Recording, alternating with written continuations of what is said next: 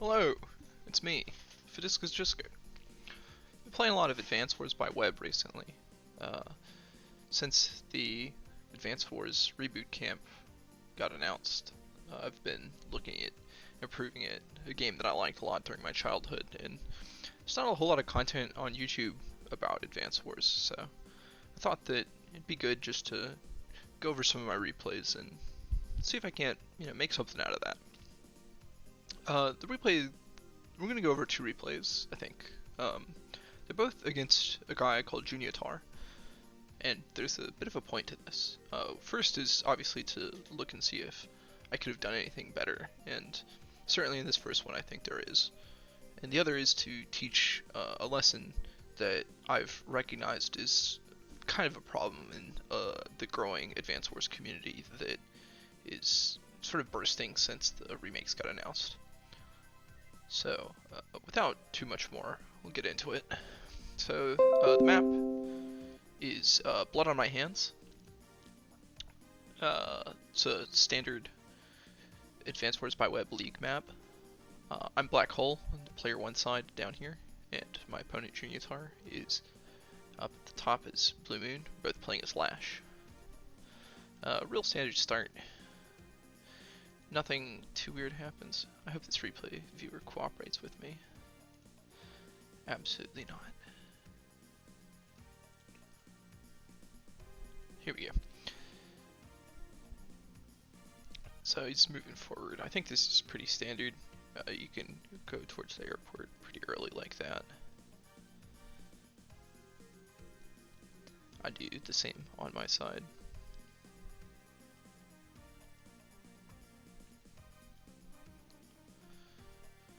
Real standard stuff. I think we're mirrored at this point.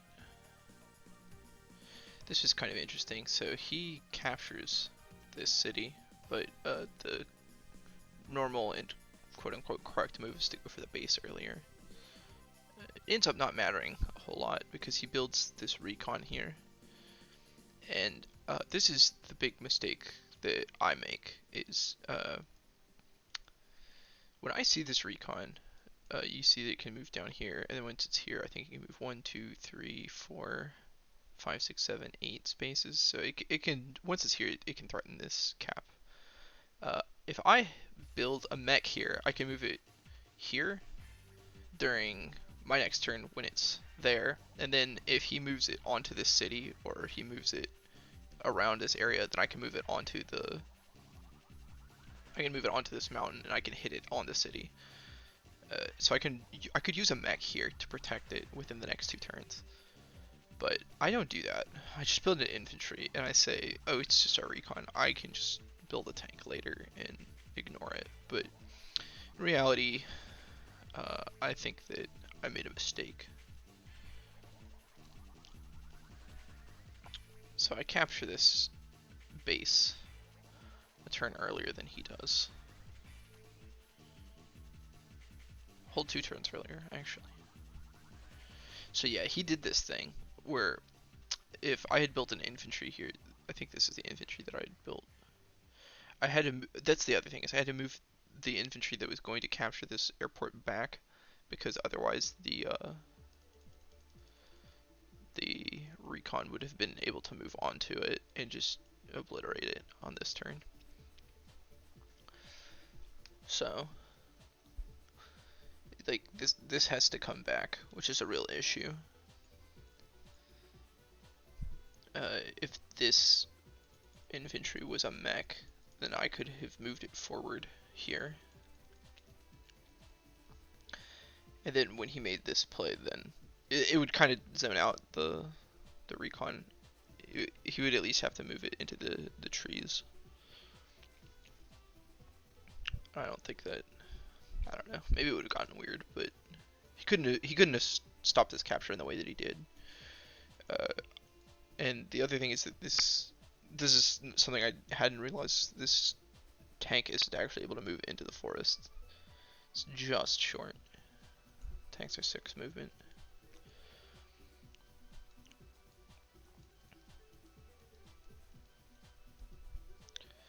This also doesn't solve my issue. Like I could have moved it into the city here, and then it would have certainly been able to threaten this. But this is like a series of mistakes where I'm just not actually stopping this from taking away my movement. I think that I've finally, yeah, I've baited it out, but it's like 3 turns that I wasn't capturing that. It's a real issue. He's got this battlecopter over here, which I'll have to build a AA to deal with this turn, I think.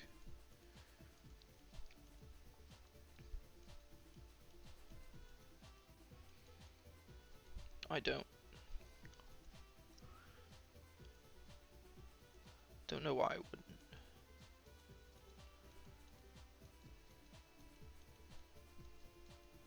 This is a really good defensive formation that this guy did. I think that I didn't realize that he could make this in this way. It's not so good for me to. I was expecting to be able to move the tank into the city to fire on the recon. I know that, but he's like super far ahead of me in terms of funding. It feels like, because he was able to get all this, and then he's been able to capture like a city over here. He's threatening this one.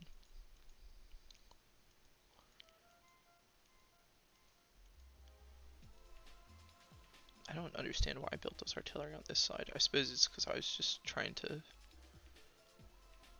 reclaim the right side of the map, since obviously I wouldn't be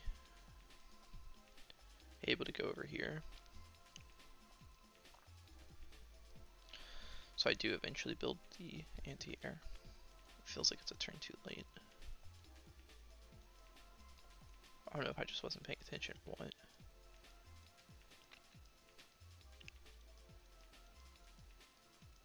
This feels like an error on his part.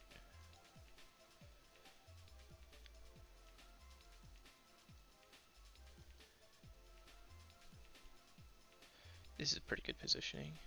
I'm surprised by how well that works out, because I was also worried about the copter just retreating and going onto this center part.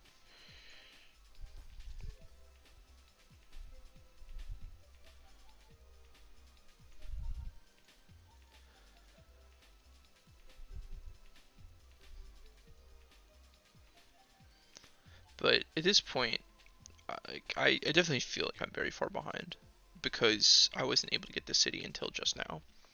He's got a 3,000 funds lead on me. I'm not any good at calculating like net worth in this game, because the way that turns work makes it kind of complicated. Maybe somebody more experienced than me can help me out in understanding how to calculate net worth. I think that I want to be more than 1 turn ahead of him to actually be 1 turn ahead of him when I'm player 1. And I think that when you're player 2, you only need to be like 50% of 1 turn's worth of funds ahead to be quote unquote 2 turns ahead. What I said doesn't make any sense probably, but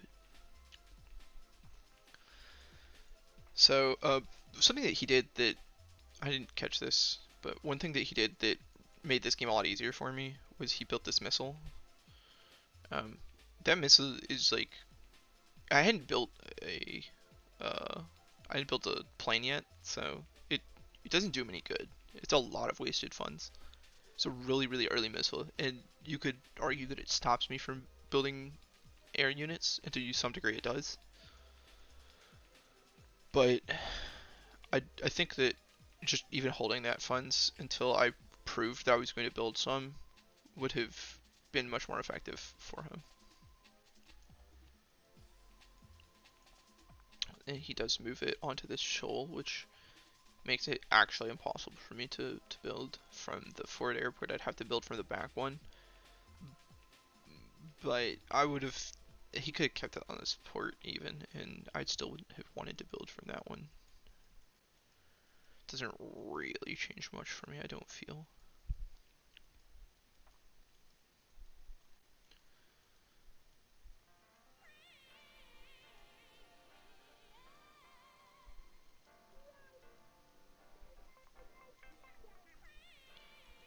So this left side starts going pretty good for me. I have a huge unit lead at this point.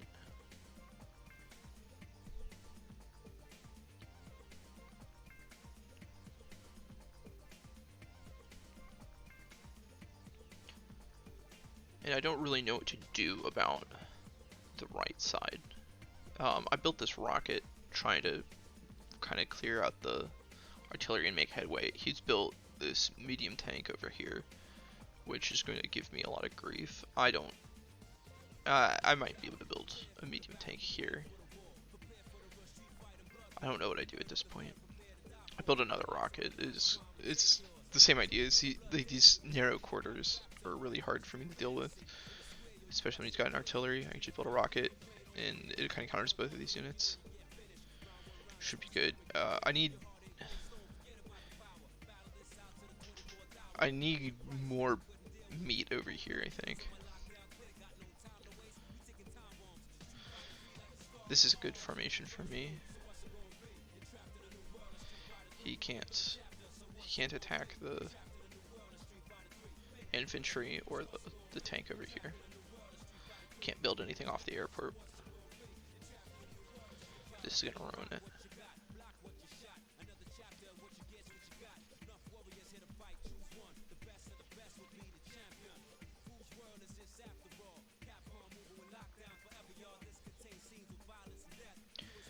I use this to get the first shot, and I can move the AA in here, and I'm just gonna try to mow down some of these infantry, I think.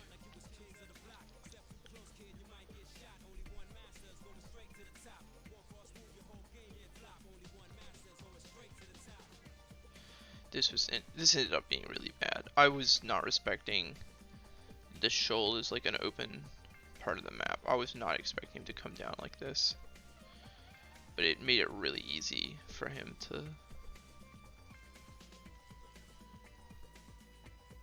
just destroy this, and then he gets a free tank shot, which is just catastrophic.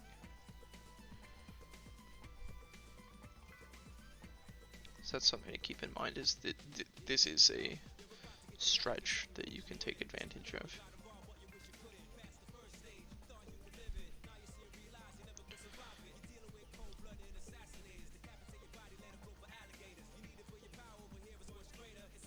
The other thing is that this island here is now giving me a lot of grief. I've got to split my forces on the right side in some way that I'm not comfortable with. I've been saving up funds for this turn, I believe. No, it's next turn. It's really soon. I've been saving up my funds. When I realized that he's got this missile and this rocket, I thought that my only real way to break through here is going to be with a stealth. I just lost a game to an Olaf player who built stealths, and I learned that only fighters and stealths can actually beat stealths. So it was fresh in my mind that I could use that to my advantage. I've lost the unit advantage.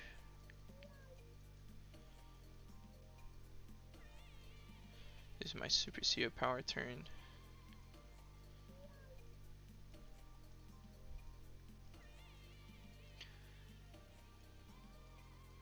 And it goes pretty well, I think.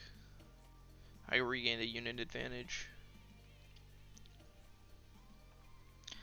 This right side is still just a catastrophe. Okay, so I had to react to the... I wanted to get another AA to cover the mid, I think, because this one is so weak. And I also wanted a tank to reinforce. I shouldn't be building tanks probably when there's like a medium tank on the field. That doesn't seem like a really great idea. Maybe the tank has to deal with the anti-air. Yeah, there's no tank in the center, so I need something to deal with this AA if I'm like moving this copter around. I think that's why.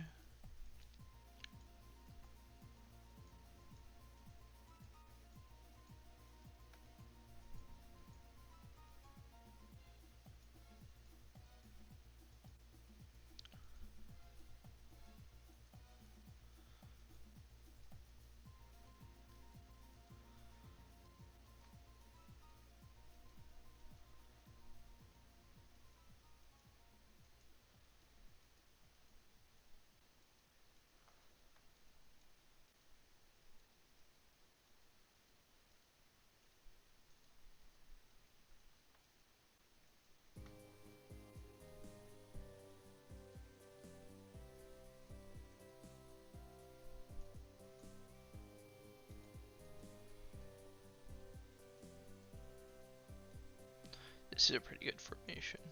He can't do a whole lot here.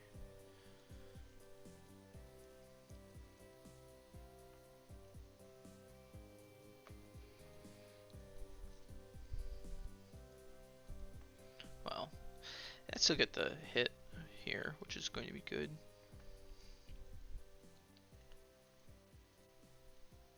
Yeah, and this is the stealth, so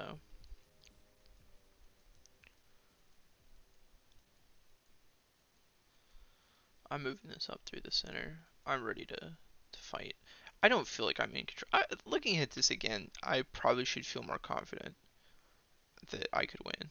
I don't win. Spoiler alert.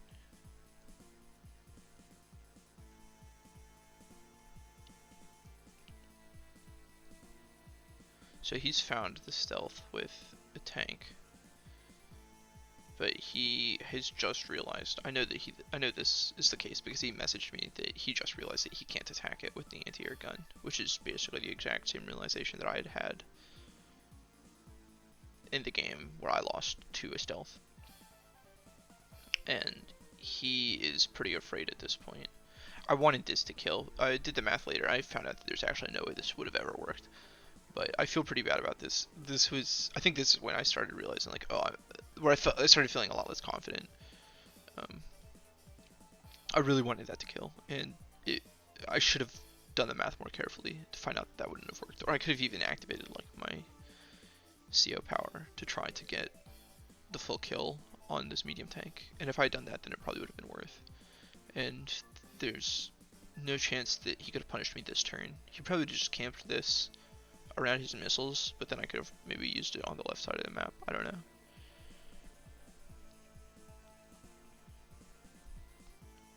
I would have had to take it back to the base, and that would have been fine.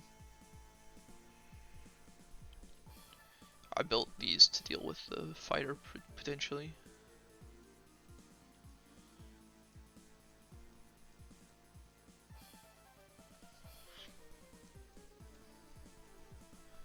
And it doesn't continue, but the result of this game was a draw. He asked me if I thought that he could win, and I told him that I didn't know. But I told him that I would be fine with drawing because I thought that I wasn't in a very confident position to win. And I should go to the end of this turn to get a better sense of. Yeah, this was the drawing position. So I didn't feel like I was super far ahead. He thought that he may have lost the game. I'm not exactly certain why he felt that way, but I was willing to draw, and so we did draw. And the point of this game was that I made a mistake really early on in not capturing the city down here. I could have built a mech and ensured its safety much better against the early recon. I think that taking the city and building the recon and then going over here, it doesn't set you back that much. He built another recon over here, which kind of set him back. So, there's that. But that's this replay. So the second replay, well, I'll cut that. The second replay is me and Junitar again, this time on Roll for Initiative. This game I'm Von Bolt in the player 1 position, and he is Sammy in the player 2 position. So, regular start. This was sort of interesting. I don't know if that's normal to do, but he wanted to play really, really aggressive. It'll show that he's really trying to aggress. He moves this dude way up. He's getting this command tower super early, which I think is a real mistake. I don't think I would ever go for a play like this because the command tower doesn't give any funds. I feel like Junitar's a good player. He's at least as good as me. I'm learning the game still. but I'm pretty critical about the decisions that I make. I really try to think if I just would never do this because it seems like a waste of your. The whole point of the first turn counter is to try to get ahead, and I don't think this puts you ahead getting this at this time.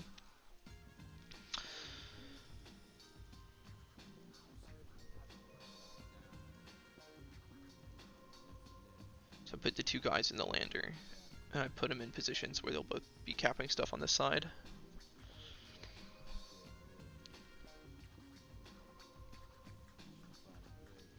This was really curious, this mech recon turn for him. This is a lot of money that he's investing in early aggression that I couldn't be certain would pay off, especially since I already had a tank. The idea that a mech and a recon is going to be worth the same amount as this tank is just, it's hopeful.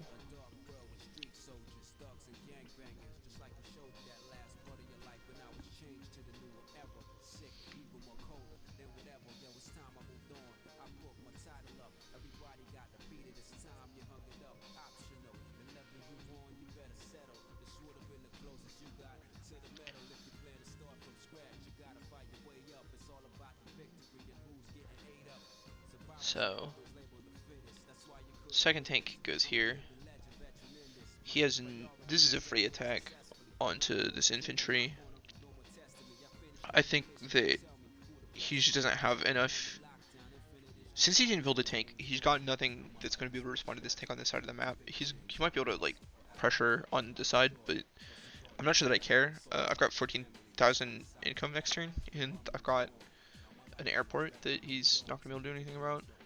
It's pretty scary. I built this, and it's going to be able to go to the lab.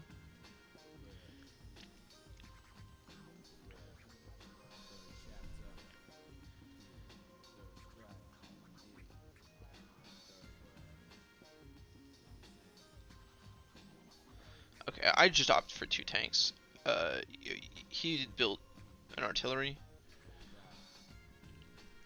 So, I mean, the tank advantage is pretty massive. It's 4-0. He does have this mech, but it looks like he's trying to make this mech cap the dock, and he's got this mech over here, but I mean, this is gonna take forever to, like, he's not gonna be able to chase down my tank. That's the long story short. He doesn't have anything to protect this artillery either. He's going for a second command tower here, which is also really aggressive. This, I mean, both of these guys can attack him, so I don't think that it makes a lot of sense. I think this is just like a movement thing. I don't think he's actually gonna cap that lab. I hope not.